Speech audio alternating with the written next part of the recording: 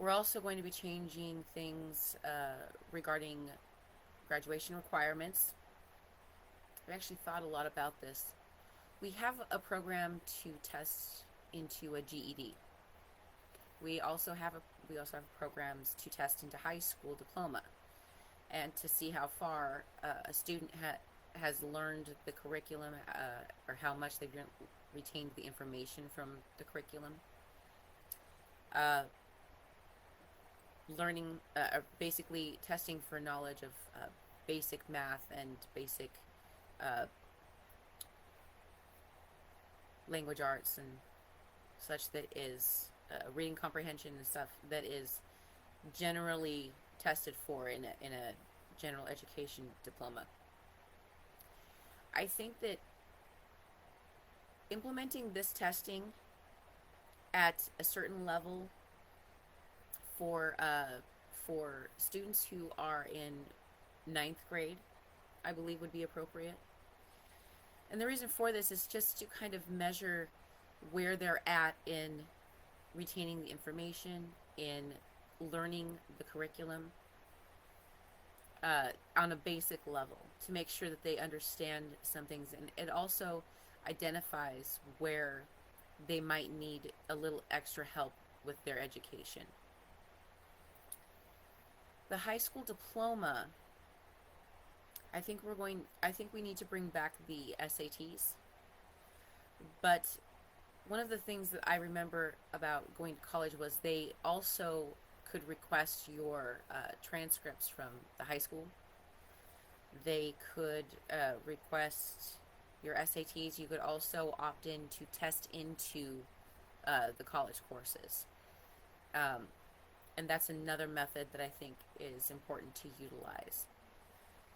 We can base, scoring for entry into college off of SATs, but having that other option available to test into the college at a different testing level would be appropriate as well. Having those options is going to greatly benefit, increasing the amount of students who continue their education. I believe that it's also appropriate to extend the amount of time that a student can attend school. So instead of 18 being the cutoff point, I believe we actually need to extend it an additional 2 years. However, we should still implement a diploma, a high school diploma, at 18, as long as they've met the curriculum for that, or met the requirements for graduation at that point. Now, the final graduation would not be until after age 20, and the reason for that is to allow extra time for a certain amount of curriculum to be implemented, to be taught to students, especially who need that extra time. And it also gives students the extra opportunity to earn college credits. There's already a program where you can earn credits for college early in high school. You have to meet certain criteria for it, and there's nothing wrong with that. I believe that's appropriate. So keeping these things going, implementing some new stuff for graduation requirements, also making sure that those requirements that are met after the age of 18 are closer to college level. If there is prerequisites that need to be taken for college courses in high school level, then those could be available as well. There's also going to be a little bit of online learning. Some of this online learning can be just on a part-time basis, like say if a student is sick and maybe they need an extra day or so to complete work, so they need to see the class, different things like that. Those are going to be implemented in the national education system. There's going to be a lot of cooperation between our agencies in regards to these systems as well. We're going to need to make sure that our agencies are there to keep people safe, to make sure that emergency personnel are available when needed, to provide an extra support for emergency services, for medical personnel when they need it. There's different ways we're going to implement that, and I'll go over those in a different episode. One more thing that I want to discuss with you, and that's adding a couple of things to our Constitution. Actually, I have 3 things in this particular subject, on these particular subjects. The right to choose is one of those things. We're going to be adding to the First Amendment the right to choose, the right to health care, and the right to education. The right to choose, I think, is really self-explanatory. You have the right to make a choice. Now, when we make choices, we also have to understand when we make a choice, we have to accept responsibility and accept the consequences of those actions, regardless of whether they are good or bad consequences. Results is a better word. So, keeping that in mind, we do still have to follow our laws and respect each other's rights. That's part of what being in this nation is about, if you truly believe in the Constitution, like I do.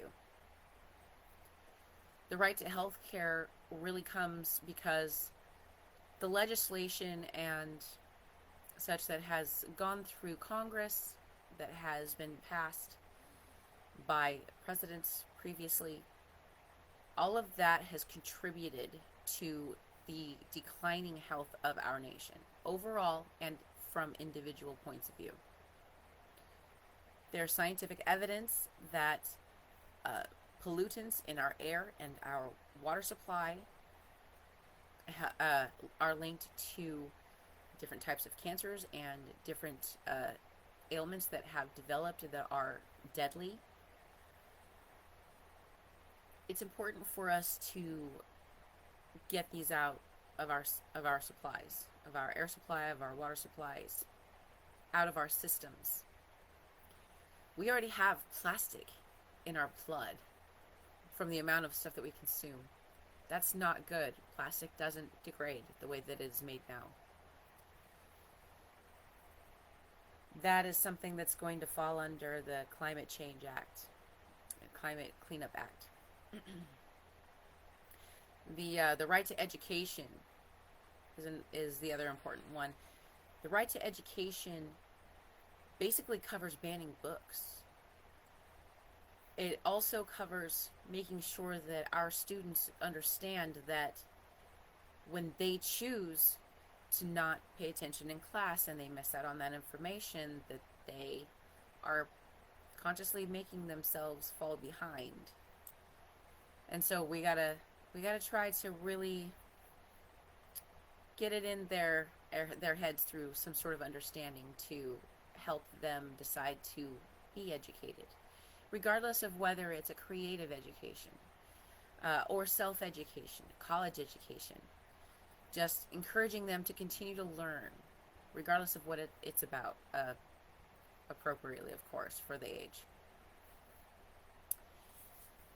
I believe that adding these things to our Constitution will be greatly beneficial and will protect us and our rights to ensure that our nation has a secure future and that we have the ability to continue to innovate, to continue to explore and discover, continue to lead by example and become and stay the number one nation on our planet.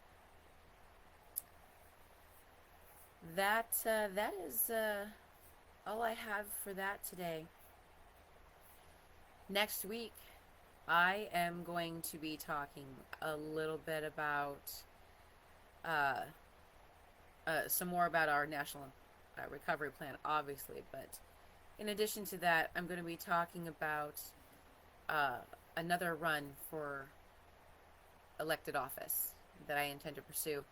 I'm also going to be talking about my vice presidential nomination from Davi and what I plan to accomplish with it. And I'm going to be talking about